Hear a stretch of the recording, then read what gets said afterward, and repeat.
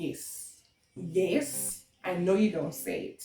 I know you're gonna say it. I'm wearing the same lipstick. I did tell you I love the lipstick, guys, and I'm gonna wear it until kingdom comes. I'm gonna wear it until kingdom comes. And if you see me wearing it, just like say, "Dinglando mazana ya red lipstick yaka inuka."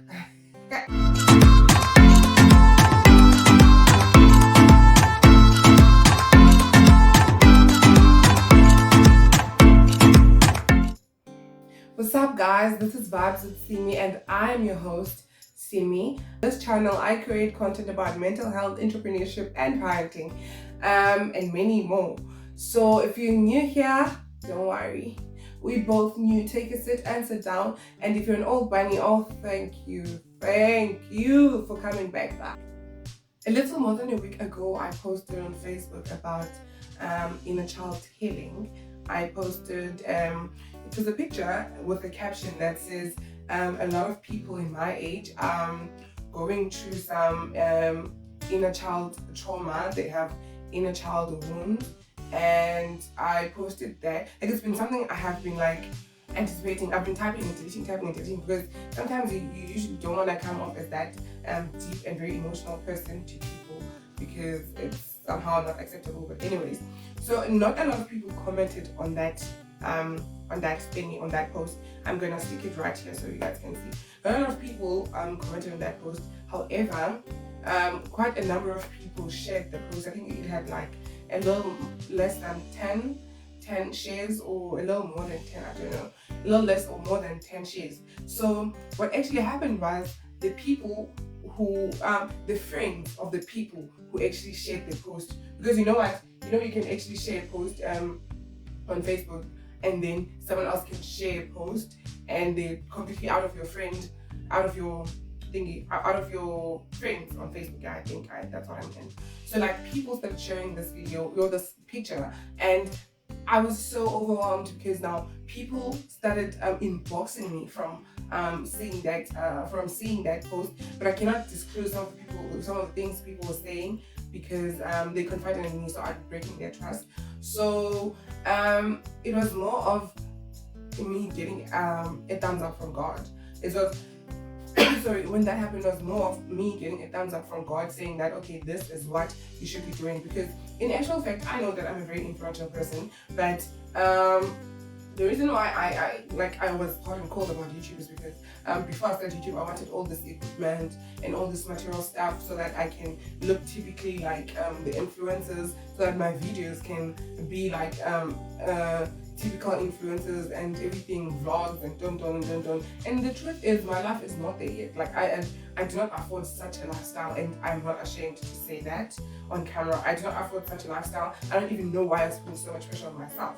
However, in that journey, I actually discovered that me being a very influential person is in a different path. Like, I don't want to brag or I don't want to pat myself, but like, I think I did say this in my previous video, that people like talking to me. Maybe I give good advice. My boyfriend said yesterday is because like, probably I might not be giving good advice. However, I might be a good listener, right? And he said a very profound thing, that at school we get taught a lot of things. We get taught how to speak. You get taught, like, even at a very young age, we have fundis or teta, titata, mama, like, no one's ever teaching you how to listen. So listening is a very expensive skill. So I think that's how and why people actually like talking to you. Sometimes they don't even have an opinion, but that would be what they're looking for. Anyways, now that is out of the way, to you, I do have my laptop there so that I can check through the definitions. But the definitions for social anxiety is a chronic mental health condition which social interactions cause irrational anxiety. Like, if you feel like shivering when you're gonna be with people, or you haven't been with people in a while, that you start getting ubalo when you're invited to go somewhere. And inner child healing, I did touch on inner child healing, as I said before. Inner child healing is inner child work. It's also often called inner child work, whereby you need to address the needs that were never met as a child. your needs that were never met as a child. Either we're not loved the way you want to be loved, either you were not appreciated, either you were not heard, either you're not seen, or either you were not you didn't feel worthy, right? So that's what inner child healing is. So I have structured my video in a way that I'm gonna go through the triggers. I'm gonna go through the healing journey, how to actually go about healing through this social anxiety. I've been talking to quite a number of people about this, and I've been I didn't know that this is a video that I need to actually film until I spoke to those people and heard their views and their opinions, and I was like, yeah, okay, this is a thing. But because like with mental health things, you start feeling like you're crazy. Well, you start feeling like you're the one who's you're the one who's thinking about this. It's not really happening to you, because now it is said that if what you consume is what you become. So if you're consuming a lot of things, a lot of content about mental health and everything, because like we know during lockdown a lot of people were going through a lot and they were documenting that on social media, and you were taking that in, you were consuming that, and now you typically think that you're also going through the same thing, or you quite relate to, you not a lot to the things people write about mental health. However, it was when I started journaling my feelings and I don't know, like journaling my feelings, when I started noticing that no, you're going through a lot, and it's not because I when I was diagnosed with anxiety back in 2016, I started asking myself why, because I was happy. People who know me, people who met me in 2016 know that I was turning it down. I was happy, and I think in 2016 I was staying alone, and life was good. Yeah, it was good for a varsity student. My life was good, except for the academic side, which I'm going to touch on that in a different video. So when my therapist sat in front of me and told me that you have generalized anxiety syndrome, I was like, no ways. It can't be me. So for the longest time, I kept that as a secret, and I started running away from it and convincing myself that that's not the case. The therapist was like lying or something, because the reason why I went to therapy, it's a funny story. Okay, I'm gonna quickly tell you the story.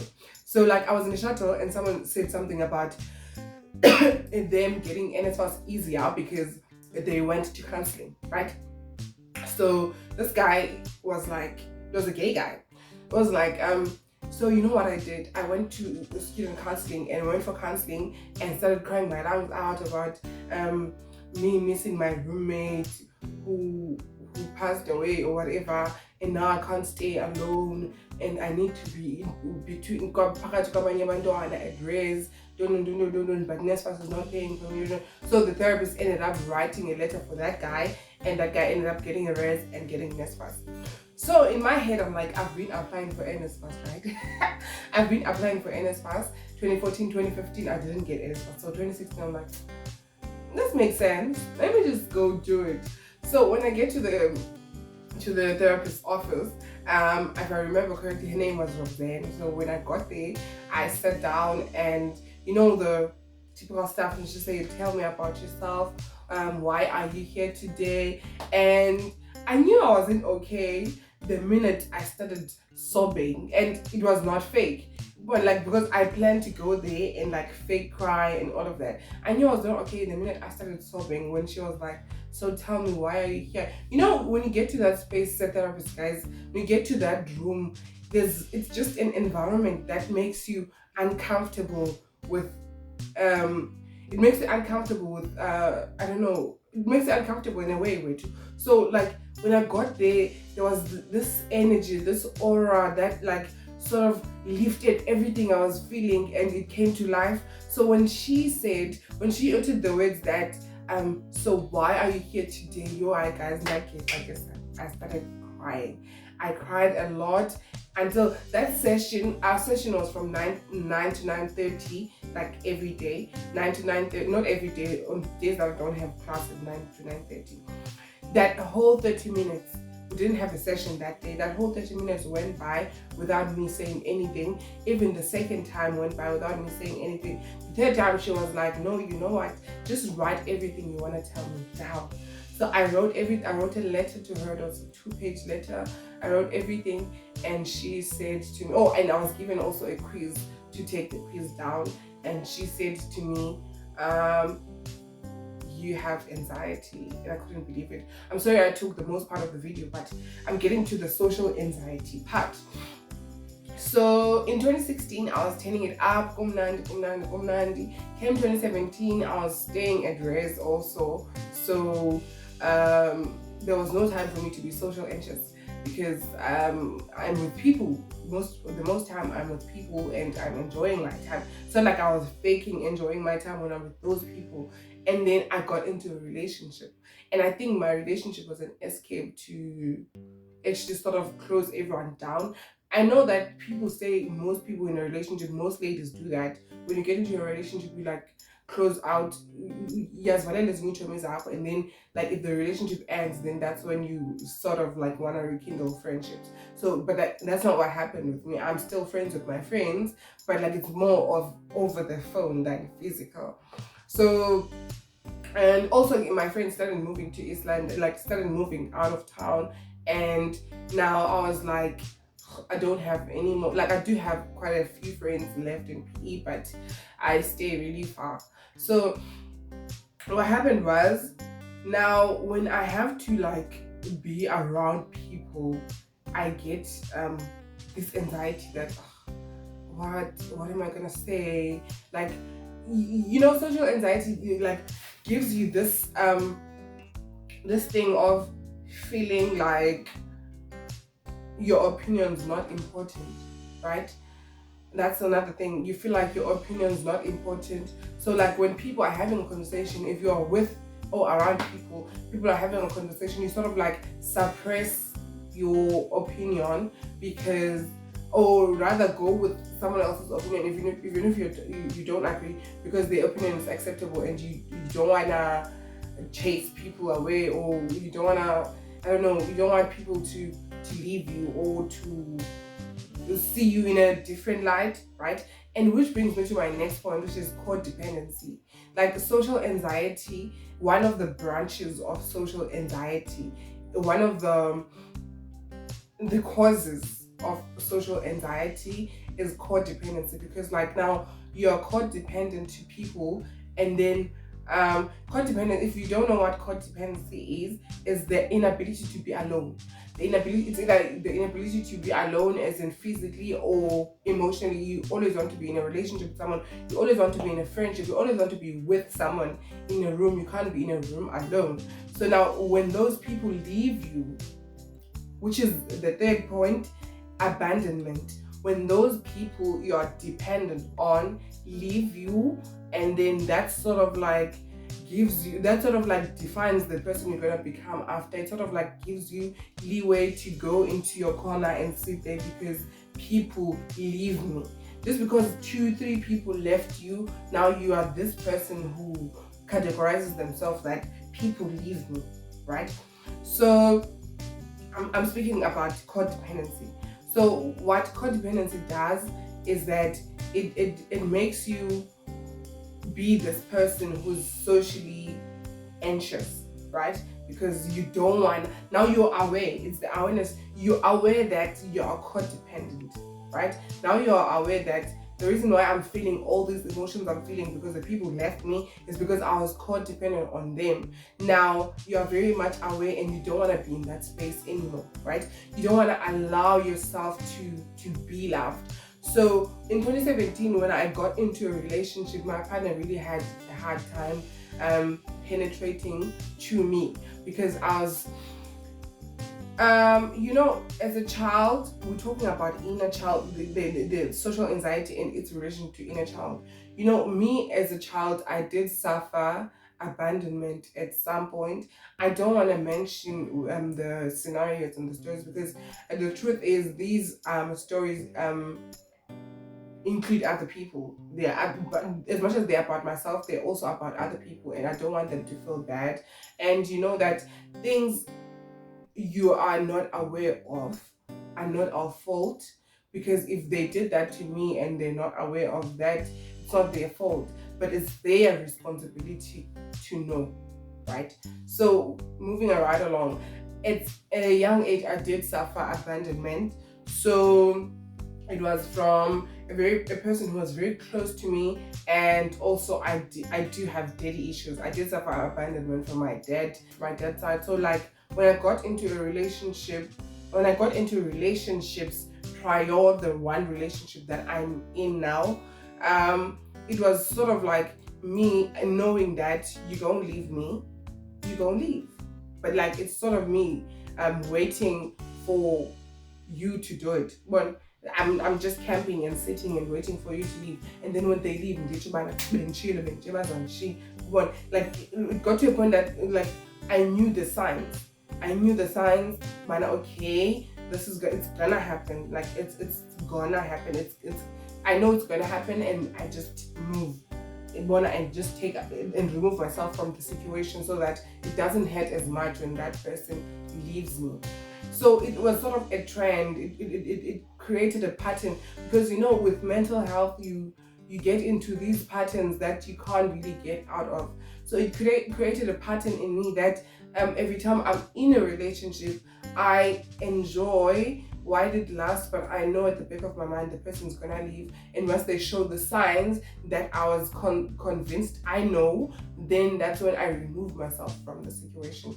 So I dated people who was not like serious until this one relationship in 2015 that really hit me. So I dated this guy. I really loved this guy, just like every guy I ever dated.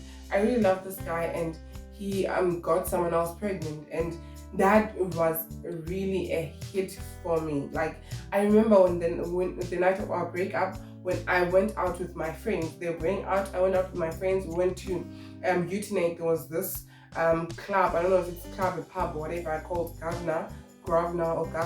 So I went there. And initially, I wasn't gonna go out. At the time he calls me. It's a Friday, and my roommates are getting ready to go out. And they already said, like, let's go out, Theo. And I was like, nah, no, I don't want to go. I'm not feeling it, guys. I don't want to go out. You go. So I'm excited that I'm going to be left alone. This kind of energy. I'm like, you guys go. So he called me. So it was that type of relationship whereby if your boyfriend calls, your roommates know about your boyfriend. So even if you put the phone on loudspeaker, we're all gonna chant and laugh and talk and don, because he was really a funny guy. So I put the phone on loudspeaker, and he's like, Ansio, oh, can we talk? I knew that something was gonna hit. But like, I'm not telling that story, guys. I'm not into that story time. But like, all I'm saying is that after he broke the news to me that he got someone else pregnant, I got dressed and went out. And what I nearly did that night could have ruined my life forever, because I got into the bathroom, went to pee, and saw these two ladies doing cocaine, and they offered me. I stood there for a good 2 minutes thinking that should I do it, should I not, should I do it, should I not, but I decided not to do it. I think my friend walked in and she removed me from there because I was already like too drunk, and went home. So all I'm saying is, when something happens, it was not the relationship ending that was really frustrating me. It's just that the relationship ending was such a trigger, because this was another person I love. I'm sorry about my voice, guys. It's not back yet. Saturday I was working, and yeah, I'm a city mom now, so it's gone. So it was another person whom I really loved so much. Our relationship was like only 8 months old, whom I really loved so much, leaving me again. Why am I always a victim of being left? So that was the question. Why is everyone leaving me? So it started being like, I started removing myself from a lot of people, because I started feeling like a lot of people are gonna leave me. Sorry about that. I should have put my phone on side mode. But anyways, so after that relationship, I kind of like sat back and I kind of like went into a phase of I'm in between dating and not date. I don't want to say that word, but you know that word. I'm in a in between dating and not dating and doing all of that until then I met my boyfriend. So when I met my boyfriend, he was like busy bombarding me with the I love yous and don't. It's like, dog, please. I know you are here for one thing and one thing only. Just take that one thing you're here for, and I'm quite frankly, I'm here for that as well. Just take that one thing you're here for and bounce. But don't be bombarding me with these and those of time because I know you don't. Even if you do, you're still gonna leave me. But so that was like my trigger. I'm going to like triggers now. Like one of the triggers of social anxiety and inner child wounds is being loved. I know that's crazy. I know that sounds crazy because a feeling of being loved is so warm and it's supposed to be something you're really cherishing and you really holding dear, but then it scares you. It scares you because now the last time a person claimed to love you, they raped you. The last time a person claimed to love you, they abused you physically. The last time a person claimed to love you, they left you. The last time someone claimed to love you, they sort of stopped loving you or whatever. I don't know. Like there's a lot of things people grew up going through. Like there are a lot of traumas. There are people who grew up being parents to their siblings because you have a drunkard parent and now you have to man up, you have to woman up because the person who's supposed to be your caregiver is too drunk to even notice what time it is. Now you're having to woman up to look after your siblings. Now you get into a relationship with that and that you want to mother everyone. Like the fact that you've grown to be this person or ongumama ebantwaneni engumntana naye. I think I'm gonna put subtitles on this one. The fact that you had to grow up this person or that has to be umama ebantwaneni ungumntana now you take that with you. You know, I said mental health likes creating patterns. That becomes your pattern. You take that with you, you get into a relationship with that, and then when you get there, you want to mother your boyfriend. And your boyfriend is not looking for a mother. Your boyfriend is looking for a partner. But then because you're used to that, that's what you do. It's instilled, it's engraved in you. But like I'm here to tell you that you can actually free yourself from things that you think are engraved in you. You can actually free yourself from inner child wounds, inner child traumas. The second thing that can come as a trigger is seeing your children happy or seeing any children happy. That's crazy also because you should be happy that I remember Amanda Dambuza did mention this on Bumile Dwaba's podcast that Wellness and Wisdom podcast. She did mention that one of her triggers is seeing her children happy because she was never happy as a child. So you look at them and be like, I wish. It's more of like you're not jealous that they're happy. You're just wishing that you actually had at least a portion of the happiness they're having.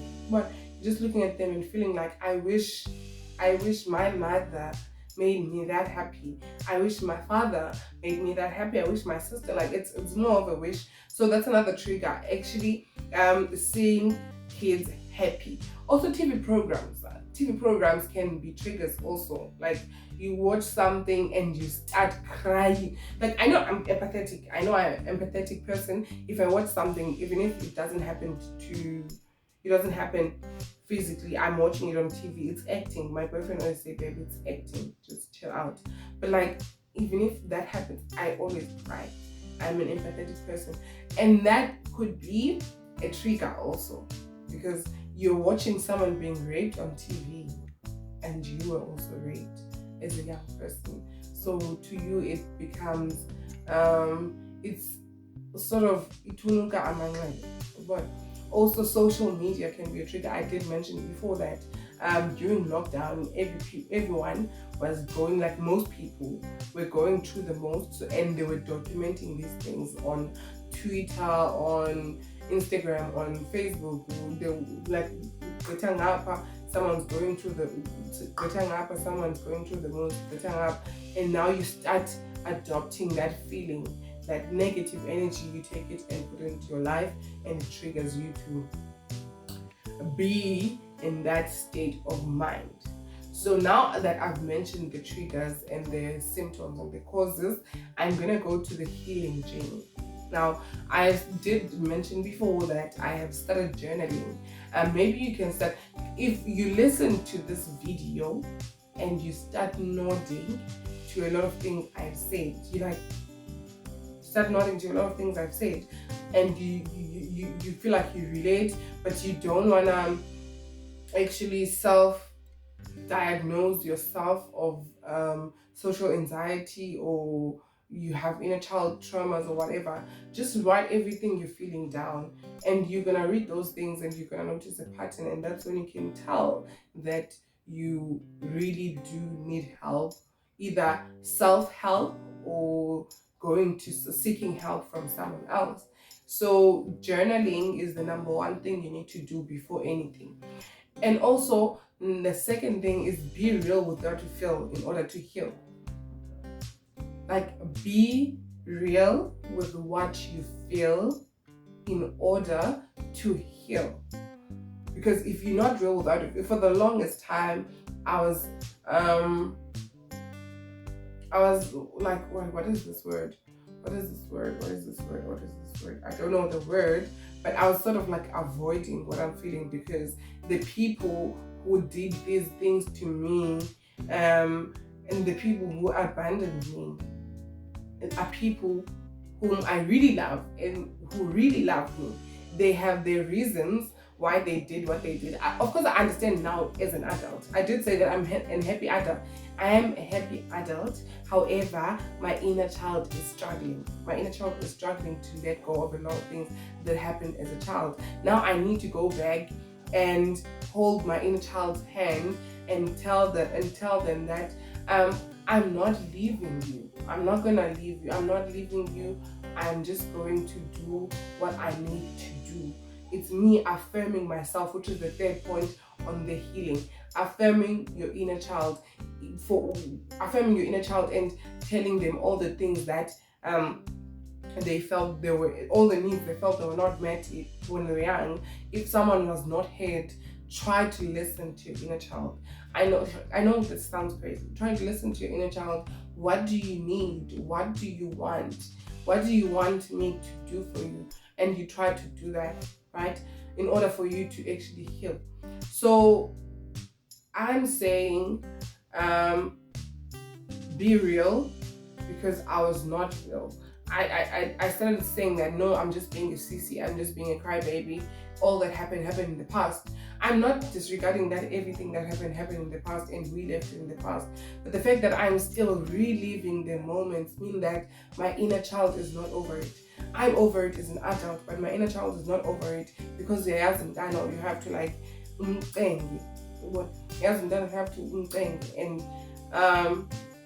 that's the thing. You need to like be real with what you feel in order to heal. I've already went to the third point, which is affirm your inner child. The last point, do the things that used to make you happy. That's not the last point, that's the second last point. Do the things that used to make you happy as a child. If you liked dancing, I'm done. Like, wake up and like turn on the music and jive. If you like dancing, if you like singing, sing on top of your voice. If you like reading, writing, do the things that used to make you happy as a child. Or your childhood was not the greatest. Your childhood was not the greatest, but there are things that you can take away from that childhood that were really exciting. Things that used to excite you, even if it's going to a holiday, kwamakazi, and you get there, you do the things you're not used to doing ekaya, and then like those things need to make you excited. Think about those things and do that. Do that to make your inner child happy. And the last point is what I'm trying to get into also meditate. I've been trying to meditate. The reason I'm like yesterday, I was a bit dragging, and I was talking to my friend about this topic that I'm talking about now over the phone, and you know how such topics can drain you. But on a normal day, I'd wouldn't be able to film this video without shedding a tear. But because today I woke up and meditated, that light incense yam and lit my candle in that meditator and tried to speak with my inner child and all of that. If you need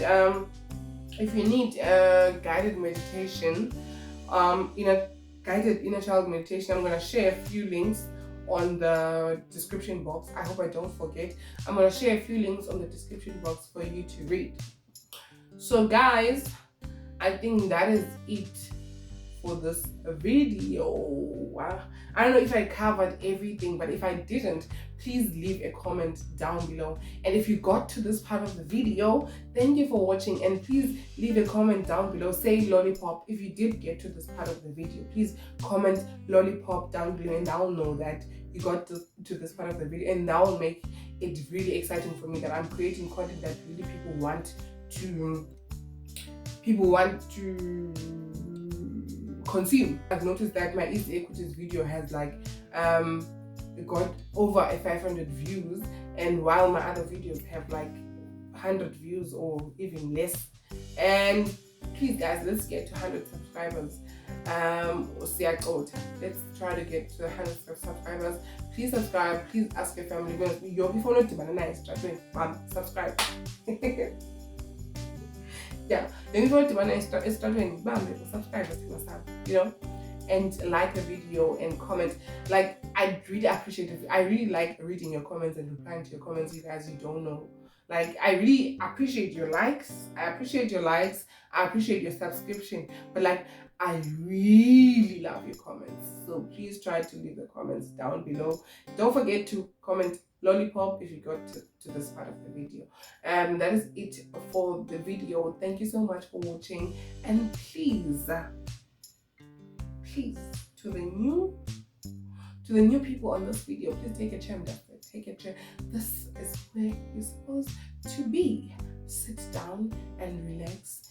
And if you feel like this is the type of content you want, this is the type of content I'm gonna give. I love you so much. From me to you, goodbye.